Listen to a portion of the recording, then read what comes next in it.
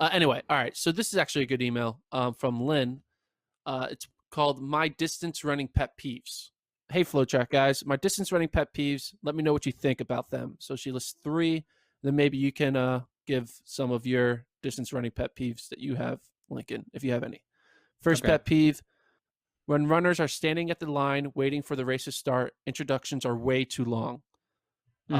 These poor runners have warmed up just right for the race to start at time, and then there's a 5 to 10 minute for each runner to be introduced. It's ridiculous.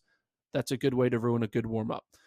I do agree that when you feel like you're ready to go when I was training in college and high school, I timed it. I was like, I want to start my run. I want to the gun to go off at this exact time. And if you even if it's like 30 seconds, it feels like off. Like I'm ready to go. Like I don't want to stand too long.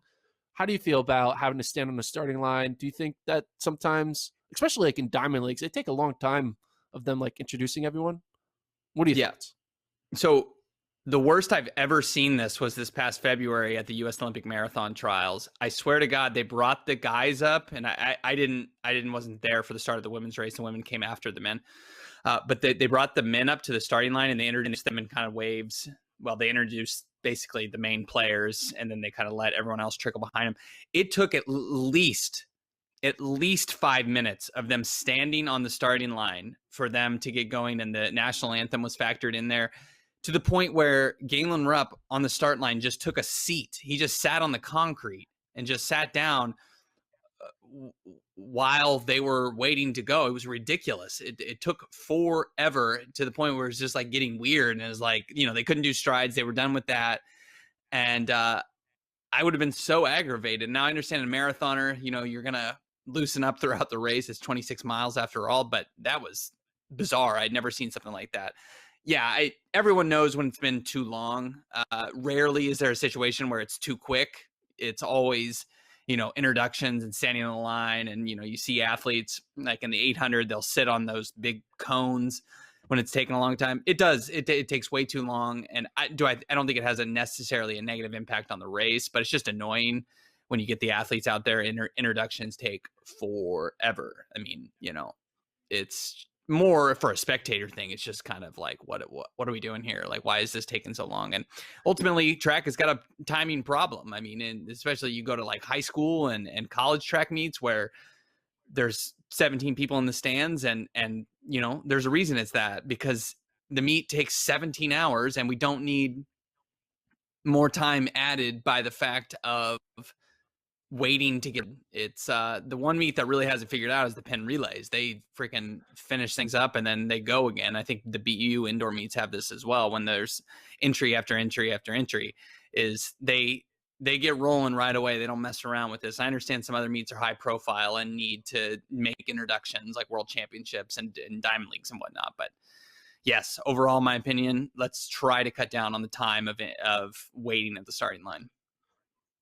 It's funny you mentioned Penn relays because I actually look at Penn relays as my example when I was running in high school and college, of my example of no excuse for my performance. And by that, I mean, a lot of times I feel like if I need to have the perfect warm up to have the perfect race, right? I need to time everything well. I need to be super fresh. I need to be not standing around for too long or too short of a time.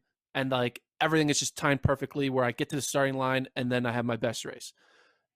And I always say that's the most important thing. But then I realize, well, if you can run well at Penn relays, this mental gymnastics you do in your head about whether or not you timed your warm up perfectly, it's thrown out the door, because at the Penn relays, you have to stand in that paddock area for 20 to 25 minutes. A lot of times it might even be in the rain. And I always learned that hey, if you can do it at Penn relays, you can do it anytime, because Penn relays makes you literally stand on your feet for 25 minutes before you run, which is probably not the most ideal way to the ideal last 25 minutes before your race isn't really what you want. But it does. I think a lot of it's mental, right? I think a lot of you just mentally are telling your body this is what your body needs to be able to be ready to go for a race.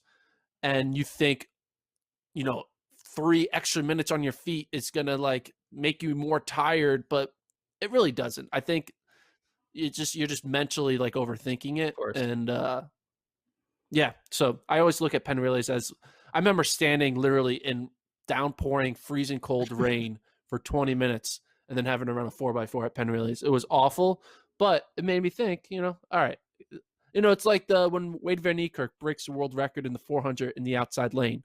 It made every runner realize I can't use my lane as a reason for my bad race because a guy broke the world record in the outside lane. And yet these complaints still happen, but still yet, I mean, I get mine could be deemed contradictory. Still yet, I think, obviously we're not going to have in the Olympics at Franklin Field and going to make Christian Coleman wait in the paddock for 25 minutes for the 100. But I think there could be a balance, right, between having the long introductions, and I don't know. So there's something to be learned. What's Lynn's next running pet peeve?